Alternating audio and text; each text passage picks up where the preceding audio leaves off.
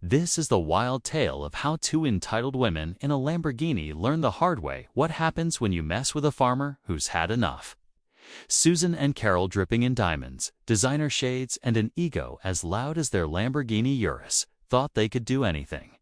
And for a while, they did. Their gleaming white SUV, purring like a lion with a jet engine, tore across Farmer John's private pasture almost every weekend, spraying mud, trampling crops, and terrifying livestock like it was their own personal shortcut to the highway. It wasn't a one-time accident. No, they made it a habit, laughing as they shattered fence posts and left destruction behind, turning his quiet farm into a chaotic racetrack. Farmer John tried to stop them. Private property signs, chains, calls to the sheriff, but nothing worked. Deputy Marks chuckled at his complaints, claiming it was hard to prove trespassing without video, even though John himself was the eyewitness on his own land. Worse, Susan and Carol got cockier. They brought friends. They filmed it. One TikTok video showed them skimming across his soybean field, captioned, "Shortcuts for bad beaches." Hashtag dashing away, double quotes. That was the final straw. His harvest, his peace, his pride had all become a backdrop for their shallow viral fame. But Farmer John, he wasn't a man who got mad. He got methodical. He studied their patterns Fridays and Sundays, always in the afternoon, quietly began working on a surprise. There was a soft, marshy stretch of land near the corral, especially soggy after rain. Over a few quiet nights, he transformed it into a trap with hoses, clay, and a hidden sprinkler system timed to make the soil slick, just in time for their next joyride. He called it the welcome mat. He even tested it with a hay bale and watched it vanish like a stone in pudding. Then he waited. 4 days later, as the sunset cast golden light over his fields, he heard that arrogant rumble.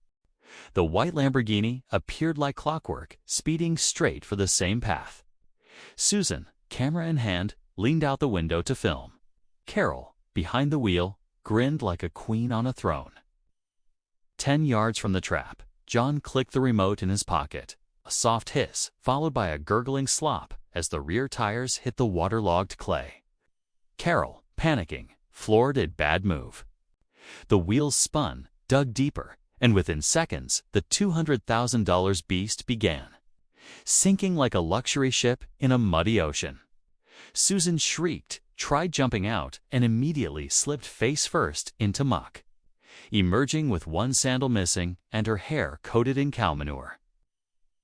Carol, refusing to step in the sludge, tried climbing out the window, only to lose her balance and slide down the hood into the mess, landing with a splat that Farmer John could practically hear from his fence post. Their friends, following behind in another car, pulled out their phones and began recording. One laughed. "Oh my God, Susan, you look like a chocolate-dipped marshmallow." Another yelled, "This is going viral, girl. It's covered in mud," smelling of fertilizer and rage.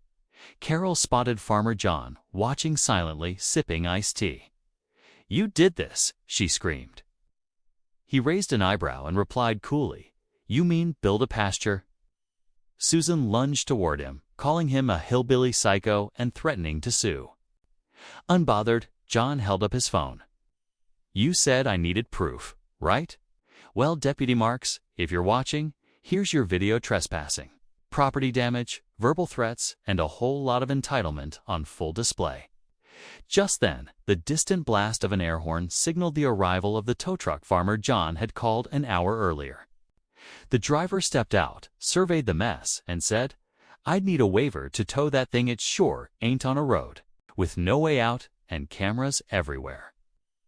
Susan and Carol stood waist-deep in their own humiliation, their precious Lamborghini now half submerged in a pit of poetic justice. By morning, the footage had exploded online. The Karens take luxury shortcut. Video uploaded by their own friend racked up 3 million views in a day. Edited with slow-motion replays, dramatic violin music, and perfect comedic timing, it hit TikTok, YouTube, and even the local news.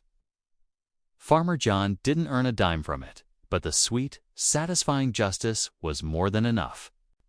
People began stopping by his farm to shake his hand. His grumpy neighbor Harold laughed so hard he pulled a muscle. Then came the lawsuit from Susan and Carol, claiming emotional distress, vehicle damage, and public defamation. Their language was so over the top, even their lawyer couldn't say it with a straight face. But Farmer John wasn't worried. He had timestamps, sheriff call logs, emails, neighbor statements, and high-def video. His old friend Vic, now a lawyer, filed a countersuit. Trespassing, crop destruction, harassment, and endangerment of livestock. 1 week later, their case was dropped. Their lawyer backed out, and the internet rolled on. John's quiet little farm page gained thousands of followers, and he even posted a cheeky video titled "Sometimes the Earth Bites Back," about soil drainage and how to deter trespassers with sponsorship offers following shortly after.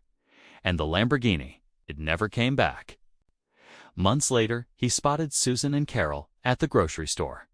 Makeup-free, pushing a squeaky cart, driving a dull gray Kia Soul.